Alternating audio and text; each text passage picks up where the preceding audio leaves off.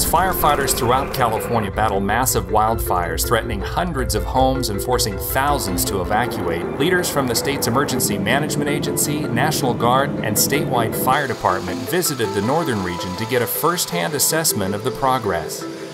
How you doing, Tim? Sure, nice to see you. Nice to meet you.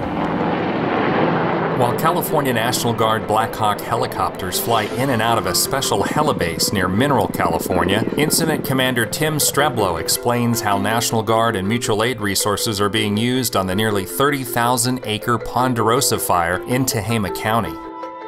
Our focus right now and where we're flying the Guard copters right now is all down in this area right here.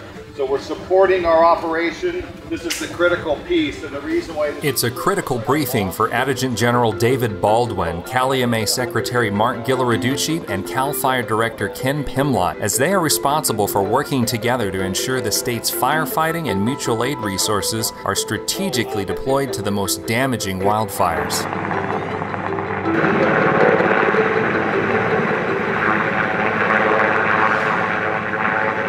Firefighters on specially trained mutual aid strike teams coordinated by the California Emergency Management Agency are constantly playing a dangerous strategy game, trying to keep one step ahead of the flames and protect lives and property in their path. That's not a great place to be.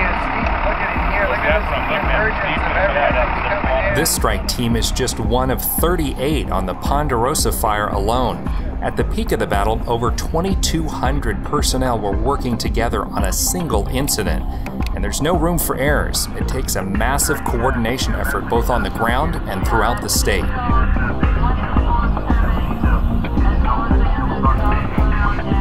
As the commanders on the ground at the Ponderosa fire are plotting their next move, 22 miles away in Redding, a much larger coordination effort is underway at the North Operations Emergency Command Center, or better known as North Ops.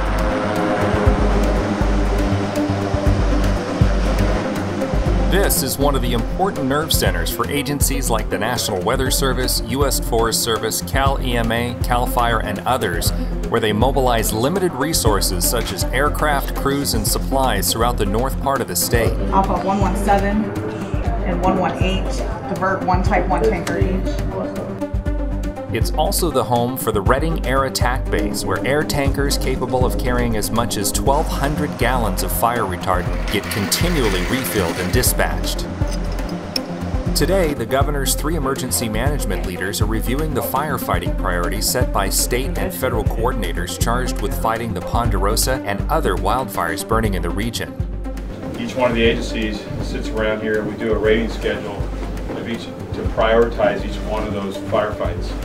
This is where their decisions have a direct impact on real people in the line of fire, like Julie Turner and Jim Livingston. The hardest thing for me is my friends that have lost their homes.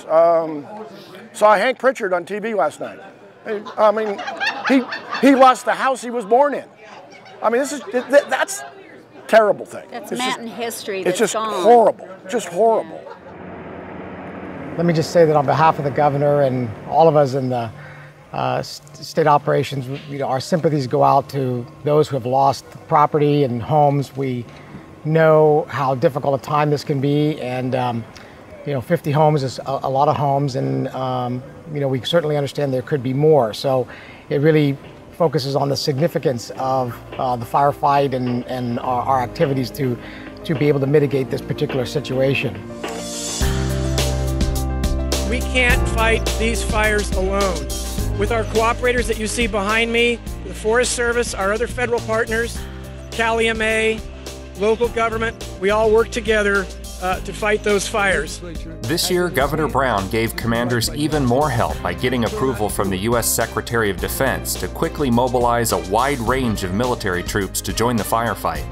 One thing unique this year, we've gotten the authority from our governor and the Secretary of Defense to activate what's called the dual status command construct, which enables a California National Guard soldier, officer, to command and control not only National Guard troops, but active duty troops from the Navy, the Army, the Marine Corps, or the Air Force, should they be needed.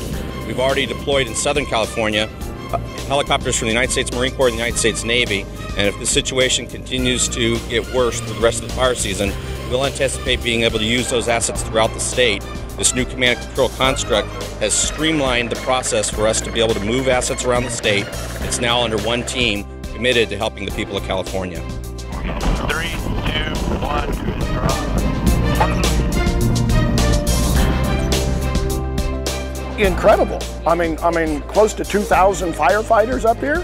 What could we have? And you know, it's amazing to even take on a monster like this fire. I mean, look how fast it moved. Look, When it was finally contained, the Ponderosa fire burned for 13 days, scorched over 27,000 acres, destroyed 52 homes, and cost nearly $30 million to fight. And as these leaders point out, it's early in this year's fire season, and they'll be busy with more unpredictable wildfires in the months ahead, leaving no time to burn.